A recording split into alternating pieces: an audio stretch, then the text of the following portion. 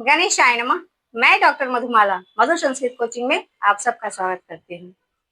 कैसे हैं आप लोग? अच्छे ही होंगे। बहुत सारे बच्चे लोग बार बार मैसेज कर रहे थे कि मैम नीति शतकम पढ़ाइए, नीति शतकम पढ़ाइए। तो आज मैं नीति शतकम के बारे में बताने आई हूँ आपको। तो नीति शतकम जो है भर्तृहरि का रचना है और भर्तृहरि ने 3 शतक की रचना की। श्रृंगार शतक, नीति शतक और वैराग्य शतक। तो आज हम लोग नीति शतक के मंगलाचरण को जानेंगे। नीति शतक के मंगलाचरण को जानेंगे। तो सबसे पहले मंगलाचरण कहते किसको हैं? तो मंगलाचरण कहते हैं काव्य के आरंभ में जो कवि सबसे पहला श्लोक लिखते हैं उसको कहते हैं लोग मंगलाचरण।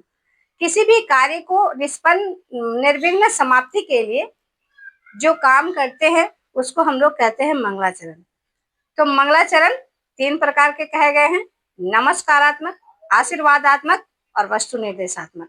नमस्कारात्मक जिसमें किसी देवता को हम नमस्कार करते हैं, प्रणाम करते हैं। आशीर्वादात्मक किसी से हम लोग उनसे आशीर्वाद लेते हैं। और वस्तु निर्देशात्मक का मतलब है कि कथा वस्तु आरंभ हो जाती है। जैसे कि रातार्जुनियम में वनेचर आता है द्वैत वन में लौट के और कथा आरंभ हो जाती है। मेघदूतम में यक्ष की कथा आरंभ हो जाती है पहले से ही, पहले श्लोक से ही। तो वो जो है काव्य उसका मंगलाचरण वस्तु निर्देशात्मक है। लेकिन यहाँ पर जो मैं मंगलाचरण लेकर के आई हूँ वो वस्तु निर्देशात्मक नहीं है। ये देखते हैं क्या है नीति शतकम का मंगलाचरण। तो सबसे पहले इसके राइटर कौन है? भर्तृहरि। एग्जामिनेशन में आता है, यूजी के सिलेबस में भी चलता है और पीजी के सिलेबस में भी है, एस्टेट और उसके बाद यूपी पीजीटी में भी ये नीति शतकम है। तो नीति शतकम के श्लोक मंगलाचरण, तो ऐसे किसी भी सत्र के विद्यार्थी हो आपको मंगलाचरण सब ग्रंथ का जानना चाहिए और खास करके भर्तृहरि का तो नीति शतकम बहुत ही प्रसिद्ध ग्रंथ है, तो मंगलाचरण जानना ही चाहिए। तो देखते हैं मंगलाचरण क्या है।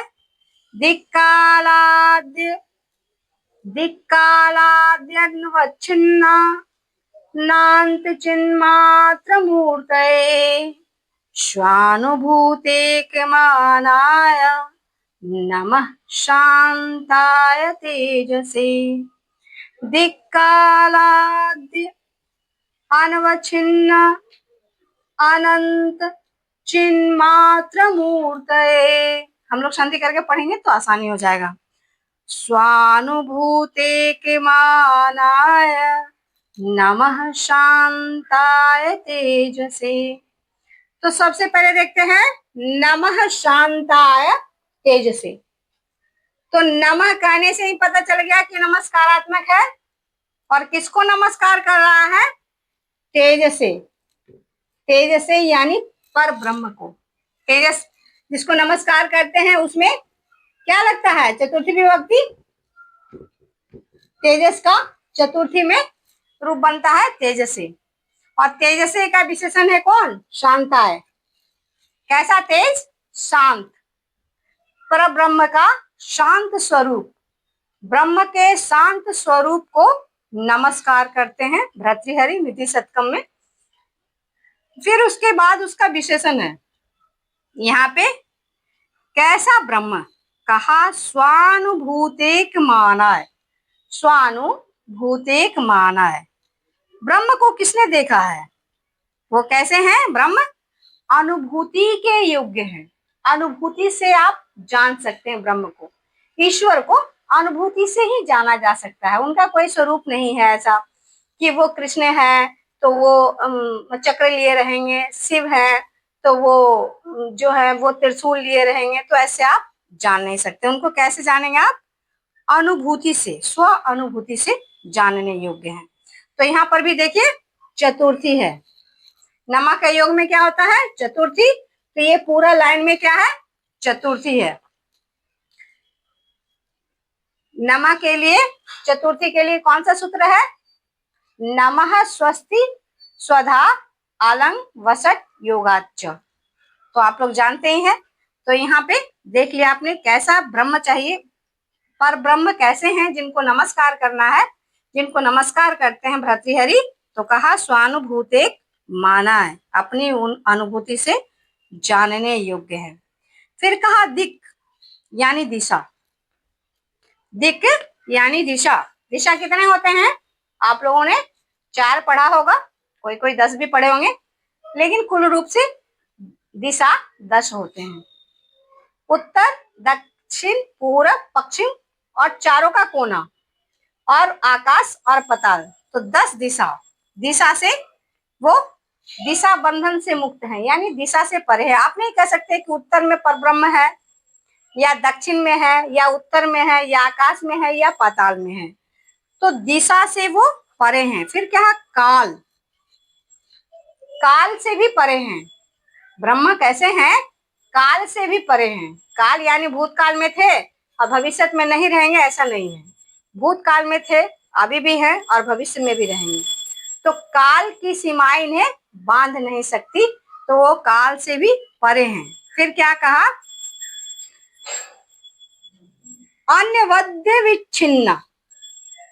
दिक्कालादि, उसके बाद है अनवद्य विच्छिन्ना, यानी अविच्छिन्न है। अविच्छिन्न है यानी इनको मापा नहीं जा सकता है, मापा नहीं जा सकता है कि कितना मीटर है, कैसे हैं, कहाँ है। तो इनका जो स्वरूप है उनको आप सिर्फ अनुभूति से ही जान सकते हैं। ऐसे पर ब्रह्म को नमस्कार। फिर क्या कहा? अनंत है। अनंत, अनंत है, इनका कोई अंत नहीं है, इनका कोई और छोर नहीं है कि यहाँ से चले और यहाँ खत्म हो गया। जैसे कभी अकबर का युद्ध आया, बाबर का समय आया, कालिदास का समय आया, भभूति का, या फिर महाकवि माघ का, तो उनका समय निर्धारित है कि इतना से इतना ईस्वी के बीच में वो रहे होंगे। राम भी आए तो उनका से इतना समय में वो रहे होंगे। लेकिन पर ब्रह्म जो है हमारे, वो क्या है? अनंत है, इनका कोई अंत नहीं है। और कहा चिन्ह मात्र मूर्त है। चिन्ह मात्र मतलब ज्ञानमयी मूर्ति, ज्ञानमयी मूर्ति वाले हैं, ज्ञानमयी मूर्ति वाले हैं।